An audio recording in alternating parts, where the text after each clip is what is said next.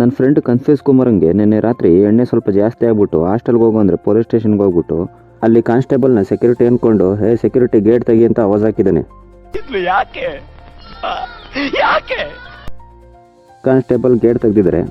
ಆಮೇಲೆ ಕುಮಾರ ಹೇ ನನ್ನ ರೂಮ್ 2ನೇ ನಂಬರ್ ಅಂತ ಹೇಳಿದ್ದಾನೆ. ಅವರು ನಿಧಾನ ಕರ್ಕೊಂಡೋಗಿ 2ನೇ ನಂಬರ್ ಸೆಲ್ಲಿಗೆ ಬಿಟ್ಟಿದ್ದಾರೆ. ಇದೆಲ್ಲ ಆದಮೇಲೆ ಬೆಳಗ್ಗೆ ಕುಮಾರಂಗೆ ಗೊತ್ತಾಗಿದೆ ನಾನು ಹಾಸ್ಟೆಲ್ಗೆ ಹೋಗಿಲ್ಲ, ಪೊಲೀಸ್ ಸ್ಟೇಷನಿಗೆ ಬಂದಿದ್ದೀನಿ ಅಂತ. ನಾನು ಈ ವಿಷಯ ಗೊತ್ತಾಗ್ಬಿಟ್ಟು ಹಾಸ್ಟೆಲ್ ಹತ್ರ ಹೋದರೆ ಅಲ್ಲಿ ನೋಡಿದ್ರೆ ತಿಕ್ಕ ಎತ್ಕೊಂಡು ಮಲಗಿದ್ದ. ನಾನು ಯಾಕೋ ಹಿಂಗೆ ಮಲಗಿದ್ಯಾ ಅಂತ ಕೇಳಿದ್ರೆ ಅಣ್ಣ ಎಲ್ಲ ಉರಿತೈತಣ್ಣ, ಬ್ಯಾಕ್ ಎಲ್ಲ ಉರಿತಾ ಇದೆ ಅಂದ. ಯಾಕೋ ಏನಾಯ್ತು ಹೊಡೆದ್ರೇನೋ ಅಂತ ಕೇಳಿದೆ.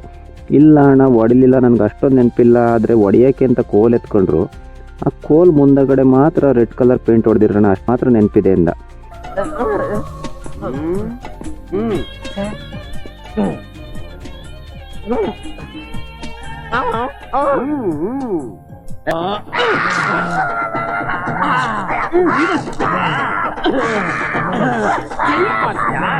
ನನಗಿವಾಗ ಕನ್ಫ್ಯೂಸ್ ಆಗ್ತಿದೆ, ಹೊಡೆದಿಲ್ವಾ, ಏನಕ್ಕೆ ಇವನು ಈ ಥರ ಮಲಗಿದ್ದಾನೆ ಅಂತ.